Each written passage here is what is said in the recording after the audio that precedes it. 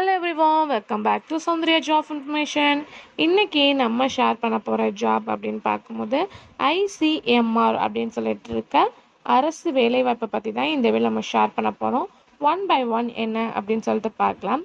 ஐசிஆர்எம்ஆர் அப்படின்னு சொல்லிட்டு பார்க்கும்போது Indian counselling medical research. So இதிலேருந்து வந்திருக்க ரீசன்ட் நோட்டிஃபிகேஷன் மொத்தம் 2 வேக்கண்ட்டுக்கான போஸ்டர் ரிலீஸ் பண்ணியிருக்காங்க.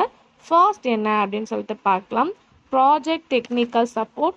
ஸோ இந்த ஜாப்க்கு அவங்க கேட்குற பொசிஷன்ஸ் அப்படின்னு சொல்லிட்டு பார்க்கும்போது வந்து யூஆரில் 5, பிசியில் 2, எஸ்சியில் 1, ஏஜ் வந்து 35க்குள்ளே இருக்கணும் அப்படின்னு சொல்லியிருக்காங்க. சேலரி வந்து ஸ்டார்டிங் 28,000 ப்ளஸ் எக்ஸட்ரா இன்சென்டிவும் இந்த ஜாபில் இருக்குது. ஸோ குவாலிஃபிகேஷன் அப்படின்னு சொல்லிட்டு கேட்கும்போது டிகிரி முடிச்சிருக்கணும் அப்படின்னு சொல்லியிருக்காங்க. இல்லை அதுக்கு ஈக்குவலாக 3 இயர்ஸ் வந்து எக்ஸ்பீரியன்ஸ் இருக்கணும், அதாவது பிஜியில் எக்ஸ்பீரியன்ஸ் இருக்கணும் அப்படின்னு சொல்லிட்டு சொல்லியிருக்காங்க. ஸோ இதில் சில ஸ்கில்ஸ் எல்லாமே தெரிஞ்சுக்கணும் அப்படின்னு சொல்லியிருக்காங்க. ஸோ லேப் ரிசல்ட்டை வந்து டெஸ்ட் பண்ண தெரிஞ்சுக்கணும், அந்த மாதிரி சில டாஸ்க் வந்து கொடுக்குறாங்க.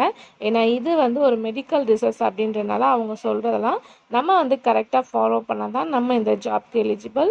ஸோ அதுக்கு ஆஃப்டர் அப்படின்னு சொல்லிட்டு பார்க்கும்போது வந்து 30 கேண்டிடேட்ஸை இவங்க வந்து செலக்ட் பண்ணுவாங்க. ஸோ அதில் ஷார்ட் லிஸ்ட் பண்ணி நமக்கு வந்து இவங்க ஜாபில் நமக்கு பொசிஷன் கொடுப்பாங்க. நெக்ஸ்ட்டு பார்க்கும்போது லேபரட்டரி அட்டம்.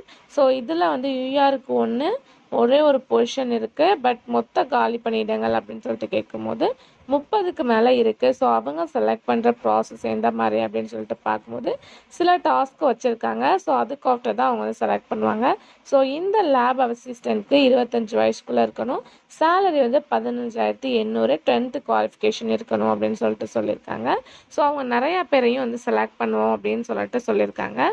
ஸோ அது மட்டும் இல்லாமல் இந்த ஜாப் ஒரு கான்ட்ராக்ட் பேசிஸ் தான். 6 மந்த் தான் இந்த ஜாபில் நம்ம ஒர்க் பண்ண முடியும். ஸோ இதெல்லாம் என்ன ஒரு இம்பார்ட்டன்ட் அப்படின்னு சொல்லிட்டு நீங்கள் கேட்கலாம். கவர்மெண்ட்டில் 6 மந்த் ஒர்க் பண்ணுறது பெரிய அச்சீவ்மெண்ட் தான். ஸோ அதில் நமக்கு சர்டிஃபிகேட், இன்டர்ன்ஷிப் அப்படின்னு சொல்லிட்டு கொடுத்தா நெக்ஸ்ட் ஜாப்க்கு அதாச்சும் நம்ம ட்ரை பண்ணலாம். ஸோ அவங்க ஷேர் பண்ணியிருக்க லொக்கேஷன் அப்படின்னு சொல்லிட்டு பார்க்கும்போது பூனே.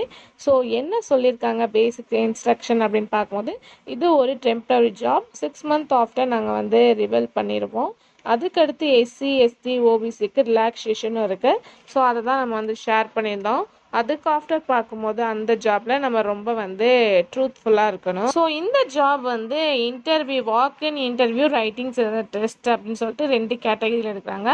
ஸோ வாக்-இன் இன்டர்வியூ எப்போ நடக்குது அப்படின்னு சொல்லிட்டு பார்க்கும்போது 10/6/24. ஸோ அதுக்கான சில ஃபார்ம்ஸும் அவங்க கொடுத்துருக்காங்க. ஸோ நம்ம வந்து இந்த ஜாபை ஆன்லைனில் அப்ளை பண்ணலாம். அந்த ஃபார்ம்ஸ் அப்படின்னு சொல்லிட்டு பார்க்கும்போது நம்ம டைரெக்டாக கொண்டு போய் வந்து கொடுக்குற மாதிரி இருக்கும். ஸோ வந்து 10ஆம் தேதி இந்த இன்டர்வியூ நடக்க போகுது. ஸோ 10 மணிக்கு முன்னாடியே எல்லாருமே வந்துடணும் அப்படின்னு சொல்லியிருக்காங்க. லொக்கேஷன் வந்து பூனே தான். ஸோ இதை பற்றின ஃபுல் இன்ஸ்ட்ரக்ஷன் டிஸ்கிரிப்ஷனில் இருக்குது, அதாவது நோட்டிஃபிகேஷனில் நீங்கள் ஒன்ஸ் லைன் வந்து செக் பண்ணி பார்த்து கண்டிப்பாக அப்ளை பண்ணுங்கள். ஸோ இன்டர்வியூ ஆஃப்டர் ஒரு ரைட்டிங் டெஸ்ட்டும் இருக்குது. ஸோ எலிஜிபிளாக இருக்கவங்க கண்டிப்பாக ட்ரை பண்ணுங்கள். எந்த வித டவுட்டாக இருந்தாலும் கமெண்ட் ஷேர் பண்ணுங்கள்.